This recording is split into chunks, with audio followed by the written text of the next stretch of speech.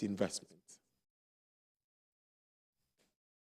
The continued scarcity of the Naira notes and petrol in Africa's most populous nation is crippling several businesses, especially in the informal sector, as Analyses and Analysts are estimating a 20% drop in sales for consumer goods and 30% for cement manufacturers as the shortage of fuel and new Naira note worsens.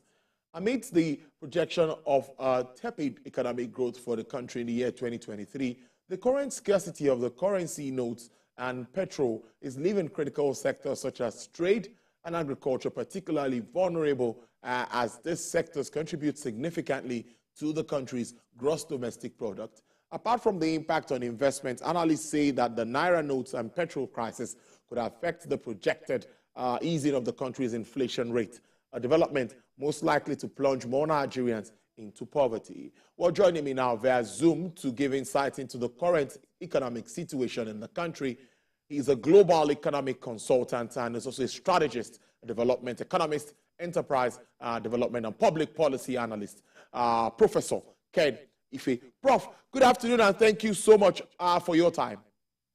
Oh, thank you for having me.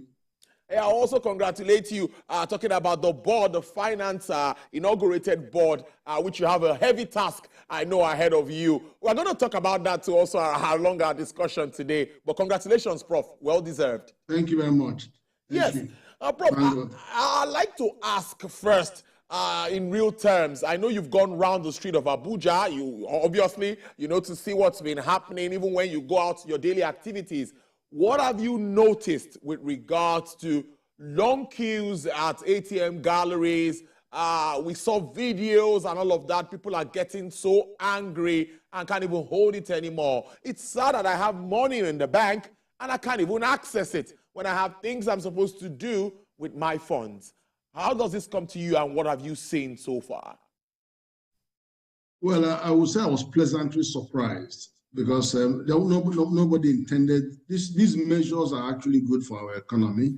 They are designed to improve things, stimulate growth, improve the security situation, and then bring the currency under control. They're all well-meaning, but what we didn't anticipate is that there will be a chaotic perspective on this, but not to say the least.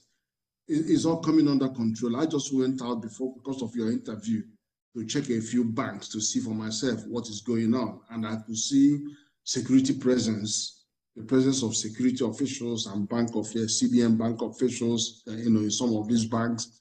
And I've seen some of them now paying the new currency on the counter. But I think it's still 20,000 Naira per day. But they are being paid. And I've also seen the queues shortening rapidly, and I've seen some staff of the banks standing perpetually loading the ATM. So it's not, touch and go. They're there, standing there, loading and loading and loading as the people are drawing. So, but this is the ugly part of it, but it's not the end by any means. It's not yet, but many will say that talking about funds outside the votes and wanting to bring more of these funds into the votes, what does this mean for a layman? Because he won't really understand why the CBN wants to shore up all of this monies outside the votes. What positive does this mean if there is more money in our commercial banks and also at the CBN? No, see, empirically, as at a few days ago, 1.9 trillion was received into the banking sector. Yes. And I know that more than that has actually been printed and released. So, it's not a case of, deliberate attempts to create shortage or something. It is there. But I know that I've also heard the CBN governor in the House of Assembly criticizing some of the banks for not playing to the game. And that's why you are now seeing more intense supervision and then more relaxation of the release procedures. So I think the banks ought to speed up the game, to release the money so that the transaction velocity doesn't suffer terribly in the marketplace. And that's the greatest worry that we have. Well, moving on with that, do you also see The banks now, the commercial banks are supposed to disburse this funds, and rightly, even the central bank is saying that they're going to investigate those banks because it seems like the money is not getting to where it should get to. We saw videos over the weekend. We saw parties where people were able to, spray this new notes where people were on the streets there trying to even get 1,000 or 2,000 naira. They can't get it. So clearly there's a sharp practice here one way or the other at one of the ends. So what can be done to check? Because when this was instituted, they should have thought about checks and evaluation to make sure that, yes, this is getting to the people. Yeah, there are two things in the issue that you have raised. One is that there's a law that prohibits this abuse of currency, like spraying them in the social events and people stampeding on them, defacing them. All those things are under one part of the law that says you can't do that. And then you have enforcement agencies going for you, the EFCC and the like. The second one, of course, is hoarding the currency and then releasing them outside of the guideline of the CBN. Because the CBN guideline up until then was just release it through the ATM process, and it's about 20,000.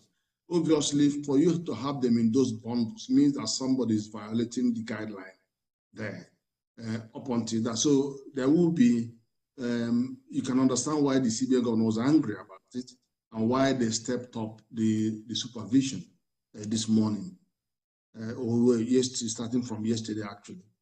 So I think we're all seeing this. And I've always said that the kind of central bank that will police our commercial banks has to have an acrobatic mentality. And obviously that keeps on playing out from time to time.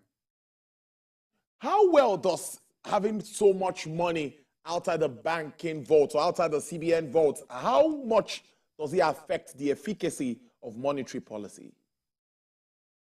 Now, okay, if you look at the macroeconomic aggregates, they never foresee that money will be printed as much as 3.3 trillion and to be put in circulation. And suddenly 80% of that sucks away and stay under people's pillows and in the sick pits and everywhere. Now, two things happen. One is that these monies need to be in and out of the banking system so that this 2.6 trillion will be deposited and you earn interest in this money. If you don't want to earn the bank deposit interest or premium deposit interest, you can buy treasury bills at nearly 15%, rather than that money sitting idle and not earning you any money. And when that money goes back to the banks for which they will pay you interest, then they will lend that money to the business community to invest in production, manufacturing activity, production activity, agriculture, and that will create employment of people. So when 2.6 trillion is held out of the system, you're actually denying investment of 2.6 trillion into the economy to create jobs. And those will be millions of jobs that will create. So that is how you hurt the economy. Then the second point is that the inflation. Remember, inflation is about more money chasing fewer goods and services. So when you have that huge money sitting out there, it does two types of things. Not only that, it puts pressure on inflation, but also they use a lot of that money to buy dollars because they are speculating on the strength of Naira. So they use that money to buy dollars and sell and buy Naira and make profit without actually doing anything. So you're just using that money to fuel the forex rates because you are using them to trade in currency. Then you have a third area about the transmission of monetary policy. Now, normally, if much of that money is in the purview of the commercial banks, as it should be, then when the central bank wants to contract they feel that there's a liquidity crunch, they could use instruments to release some cash. So, but if you don't have any with the banks, when you begin to mop up liquidity from the banks, what you're actually saying to the banks, I'm sorry, you can't lend money anymore. The little that you have, I've taken it away. Now, the small one that they will now have to charge a high interest rate on those. And that means that many companies can't get it. The only people that get the money for the interest rate that are charging 26, 30%, 28% are traders, short-term traders that buy and sell goods within a month. Those are the people that can pay, that can borrow, not manufacturers. They can't borrow that kind of level of interest to invest in the economy.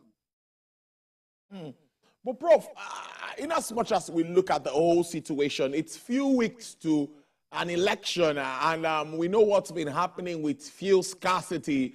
I was hearing on my way to the office where some were saying, we even got the fuel, but we don't have the money to pay for the fuel. So it's like it's coming at a, what's your reaction to the timing, which many are also talking about? Or is it just something that should happen and not bothered about the timing? It's important. We just got through COVID and we've been battling economic issues, stability, and now this looks like a crunch. Well, there is a choice. There's an alternative. And I don't think I quite agree with that. Because I haven't seen any petrol station where you cannot pay with a transfer. I haven't seen one. And a lot of them have their POS there. Some of them have can give you an account number to pay it, and they will see this. And then there is, of course, also some POS right there on the street. But if you are buying jerrycan on the street, of course, you have to pay them cash. That's it. But I don't think that this whole thing is contrived to simply punish the economy. It is not contrived to punish the economy. It's just an incident that the whole transmission plan has just, developed some challenges along the way, and both of us have identified where that challenge was. It was actually at the level of the banks, commercial banks disbursing the money, not because there was shortage of the amount that was printed by the mint, Nigerian Mint, and for the central bank, nor is it in the willingness to release the money, but it is just in the mechanics of releasing that money as they are already seated at the far end of the central bank, so of the commercial banks. So that's why I say that in a way it is contrived, and it was not by design that we should go through this hardship. Prof, you mentioned the cashless way to go. That's online platforms, using our bank apps, using our cards, POSs, and all of that. But you would agree with me that we also have some challenges around that space. Our cashless initiative or cashless system or policy is yet to say 100% perfect. We have issues with bounce back. We have issues with drop charges. We have issues where you're debited. It is not remitted to who you're actually purchasing something from, and it becomes an issue. So don't you think we need to manage the infrastructure to a level where we'll be convenient and comfortable to shift totally, if not 100%, 90%. But with what we have at the moment, everyone is still complaining. No, there's no complaint. But let me tell you that I also have the same experience. One of the reasons why I went to the banks this morning, to UBA, was to go and find out what the head are doing about disbursement, knowing that I'm going to face you in this interview. I also went to Fidelity Bank. But one of the reasons I also went to the UBA was 3 days ago, I transferred 500,000 twice from my account to another one. And it left my account, it never hit the other account. The other account. So for 3 days, I've been waiting to talk to somebody there. I keep phoning them, they're not picking their calls. So I went in this morning to sort it out. So it was while I was there that I now received the alert. You can imagine 3 days before my money came back to me, to my account. So I have seen the evidence that the banks themselves were under pressure. Their transmission systems may be part to blame, I don't know. But there are things going on with the networks. But I also hear the president say that we have 100% broadband penetration. Penetration, yes, 100%. But somebody could have 2 or 3 phones, so we'll still have room for improvement. There's some people who don't have telephone in the rural areas. Well, Prof, I'm going to ask you the next question this way. This definitely would affect our projected figures. Let's look at something like inflation that we expect in the coming months. The price of PMS and this scarcity of Naira notes, what it means. I'm seeing it impacting one way or the other on the figures. Might not be just immediately, but we'll definitely get the impact of this. What do you think?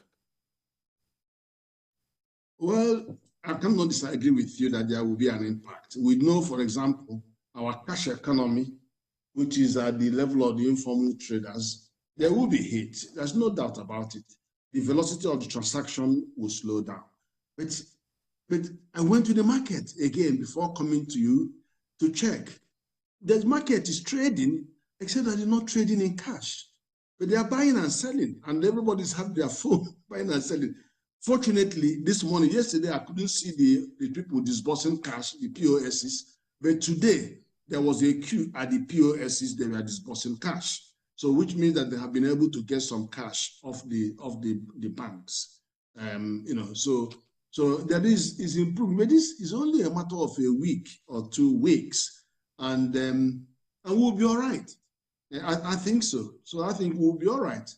We have a whole year to account for in terms of our indices. If you have a small dip now, I don't think that will be the end of the economy. Let you go. 1 or 2 more questions. The first is interest rate. That's the NPR stands at 17.5% at the moment, and some say this might discourage investors from coming into a country that is preparing for an election.